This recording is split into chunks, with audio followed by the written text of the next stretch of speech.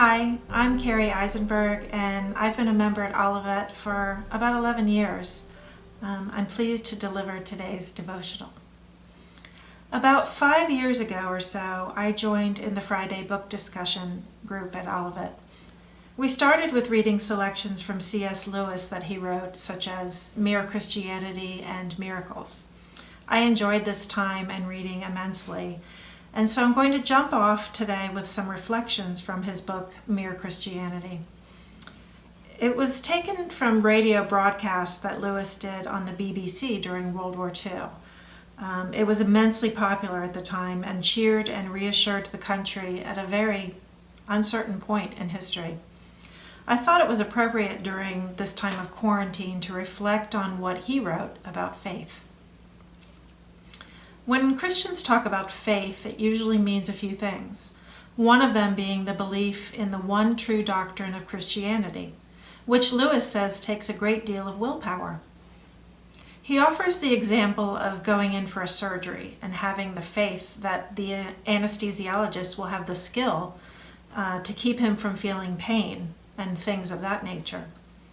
In the same nature, it takes a great deal of effort to keep up one's belief in the Christian doctrine. It can be a flimsy proposition at times. When things are going well one week, yes, easy. On another week, bad things happen in the news, personal lives, and many other examples. It can be very inconvenient to be a Christian at times.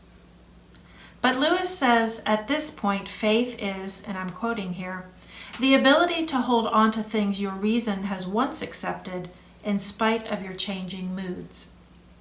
How do we hold on to faith over time? Lewis believed that the first step is to accept that one's mood changes constantly.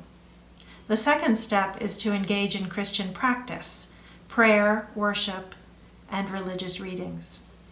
These are important parts of Christianity because they remind us that our beliefs are strong. Lewis says that it's not enough just to accept the logic of his writings, but that we must also make the leap of faith and choose to live by that faith. And in this, there is a large difference between merely accepting Christianity by recognizing a God and that Jesus Christ died for our sins, and living Christianity. I am, of course, only scratching the surface of the elements of faith, but I appreciate what Lewis says about changing moods.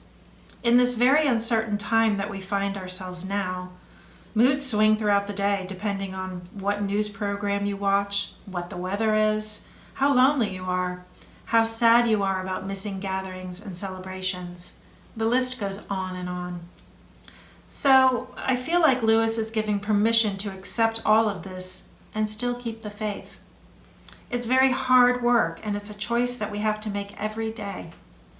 Of the 3 Christian practices that Lewis talks about, worship is something that we are missing right now since we cannot be together.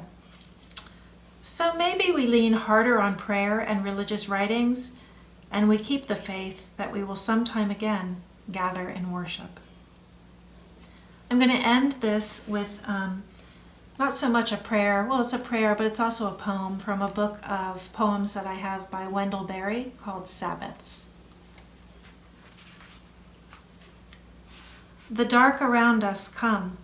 Let us meet here together, members one of another, here in our holy room. Here on our little floor, here in the daylit sky, rejoicing mind and eye, rejoining known and knower. Light, leaf, foot, hand and wing, such order as we know, one household, high and low, and all the earth shall sing.